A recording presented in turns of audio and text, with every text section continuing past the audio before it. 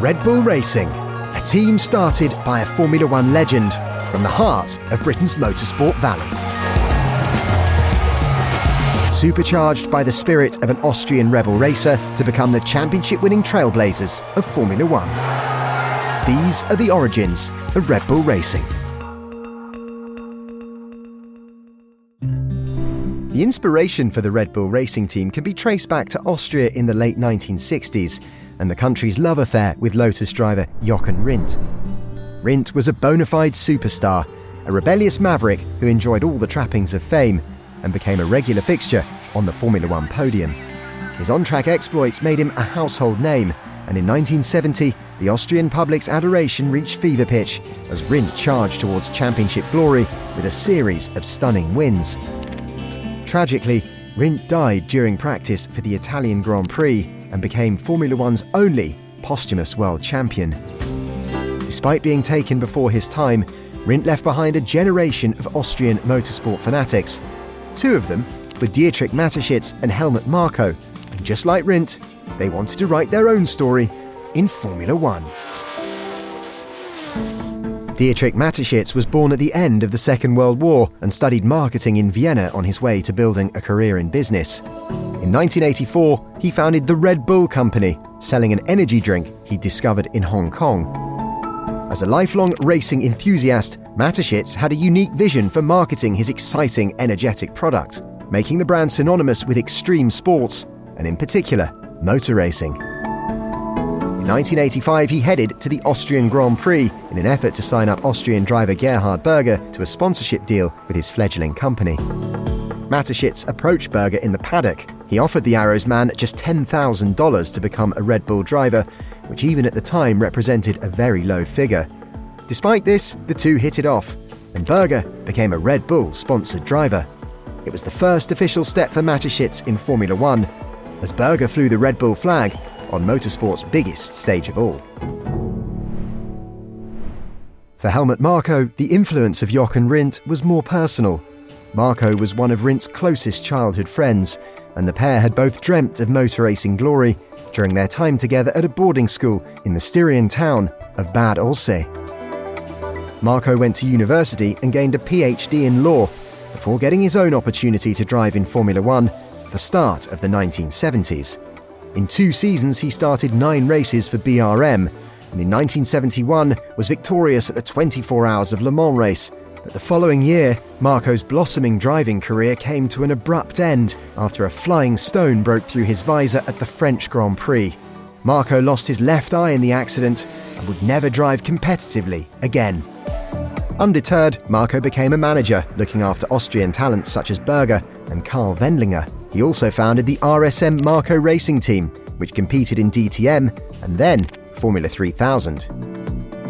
Given their shared backgrounds, passion for racing and regular presence in the paddock, it was no surprise that over the years, Marko became firm friends with his Austrian compatriot Mateschitz, who himself by the mid-90s had decided to sponsor the Sauber team, making Red Bull's livery a permanent fixture on the Formula One grid.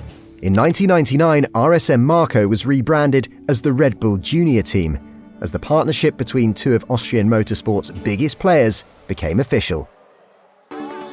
In 2001, a young Kimi Räikkönen powered Sauber to P4 in the Constructors Championship. Despite his majority stake in the team, Sauber's success was bittersweet for Mateschitz. Instead of Räikkönen, the Austrian had wanted the Sauber seat to go to Brazilian driver Enrique Bernoldi, only to be refused by team principal Peter Sauber. The lesson was clear. To have complete control, Mateschitz needed his own team. And when Ford put the Jaguar F1 team up for sale in 2004 for just $1, Mateschitz and Marko saw that their time had come. They took control of the outfit to make Red Bull Racing a true Formula One constructor. Now they needed a team principal who reflected Mateschitz's risk-taking values. Marko recommended Christian Horner, the 31-year-old founder and team principal of Arden International, whose reputation had skyrocketed thanks to back-to-back championship victories in Formula 3000. Marko had first met Horner when the Arden man was still in his 20s.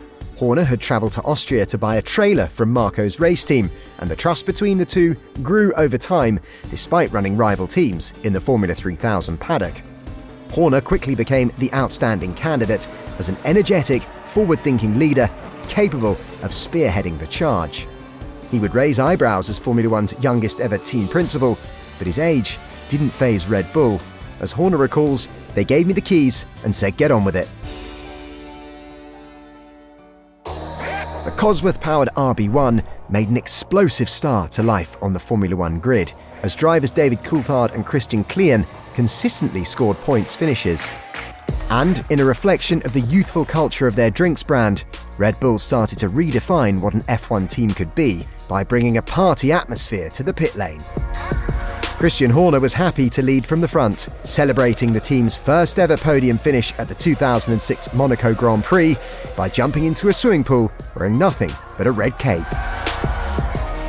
Red Bull's purchase of Jaguar saw Horner take charge of a Milton Keynes factory and staff that had been in the sport since Stewart Grand Prix's entry to Formula One in 1997, an outfit founded by triple world champion Sir Jackie Stewart and his son Paul. Stewart Grand Prix had initially struggled before Rubens Barrichello scored a series of podiums in 1999 and Johnny Herbert took a surprise victory at that year's chaotic European Grand Prix.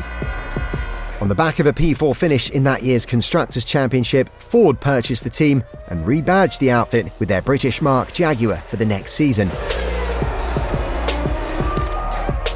But despite the increased investment, prominent names in leadership and hopes of creating a British version of Ferrari, progress faltered as drivers including Eddie Irvine and Mark Webber found themselves locked in the midfield, prompting Ford's decision to put the team up for sale in 2004 as costs started to spiral.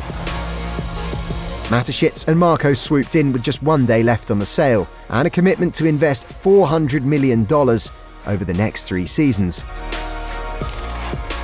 The deal saved 340 jobs at the factory, and Red Bull began their revolution, both on and off the track. Red Bull's entry into Formula One shook up the paddock, but Mateschitz and Marko had already begun to change the game several years before when they formed the Red Bull Junior team at the start of the new millennium.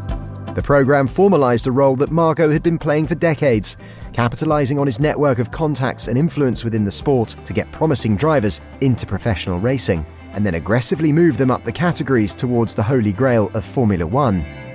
Christian Klien, Vitantonio Liuzzi and Scott Speed all earned Formula One drives as the programme showed early success. In 2005, Mateschitz doubled down on his commitment to young talent when he bought out backmarkers Minardi, going 50-50 with his old friend Gerhard Berger. The newly named Scuderia Toro Rosso would operate as a sister team to Red Bull Racing and provide a home to Marko's young drivers as they honed their talent. But the junior team was also a pressure cooker, and Marko became known for his ruthless approach as drivers were quickly moved on if they didn't perform. One driver who flourished more than any other in Red Bull's sink-or-swim environment was Germany's Sebastian Vettel, who signed to the junior team when he was just 13 years old. Red Bull promoted Vettel to an F1 seat at Toro Rosso, and he shocked the racing world by taking pole position and a maiden race victory at the 2008 Italian Grand Prix. It was a stunning breakthrough moment and represented the Red Bull Junior team's first ever Grand Prix win. It came as no surprise when the fresh-faced Vettel moved to Red Bull Racing for the 2009 season. Finally, Dietrich Mateschitz and Helmut Marko had a race-winning driver of their own, whose thirst for success matched their own ambitions of title-winning glory. Whilst Vettel was turning heads at the track, another Red Bull signing was making gains back at the team's Milton Keynes factory. In late 2005, Christian Horner had replaced Red Bull's technical director Günther Steiner with legendary McLaren Mercedes aerodynamicist Adrian Newey.